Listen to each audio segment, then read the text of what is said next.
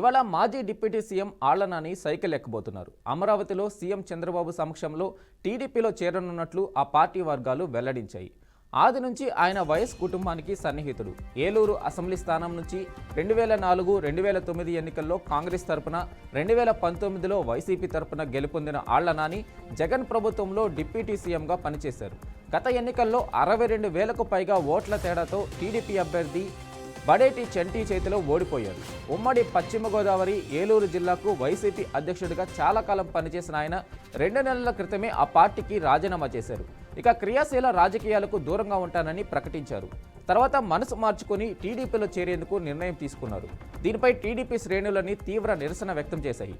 అయితే టీడీపీ అధిష్టానం ఆదేశాలతో ఎమ్మెల్యే బడేటి చంటి వారిని కొంతవరకు ఒప్పించగలిగారు. దీంతో నాని చేరికకు టీడీపీ నాయకత్వం గ్రీన్ సిగ్నల్ ఇచ్చింది.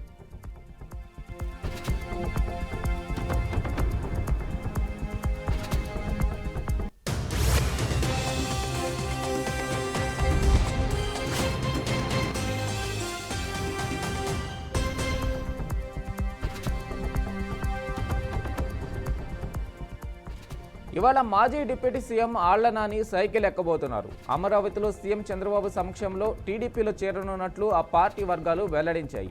ఆది నుంచి ఆయన వైఎస్ కుటుంబానికి సన్నిహితుడు.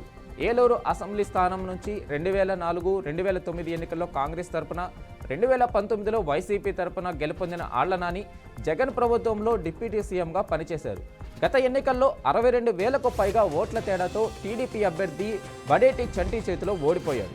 ఉమ్మడి పశ్చిమ గోదావరి, ఏలూరు జిల్లాకు వైసీపీ అధ్యక్షుడిగా చాలా కాలం పనిచేసిన ఆయన 2 నెలల క్రితమే ఆ పార్టీకి రాజీనామా చేశారు. ఇక క్రియాశీల రాజకీయాలకు దూరంగా ఉంటానని ప్రకటించారు. తర్వాత మనసు మార్చుకొని టీడీపీలో చేరేందుకు నిర్ణయం తీసుకున్నారు. దీనిపై టీడీపీ శ్రేణులన్నీ తీవ్ర నిరసన వ్యక్తం చేశాయి. అయితే టీడీపీ అధిష్టానం ఆదేశాలతో ఎమ్మెల్యే బడేటి చంటి వారిని కొంతవరకు ఒప్పించగలిగారు. దీంతో నాని చేరికకు టీడీపీ నాయకత్వం గ్రీన్ సిగ్నల్ ఇచ్చింది.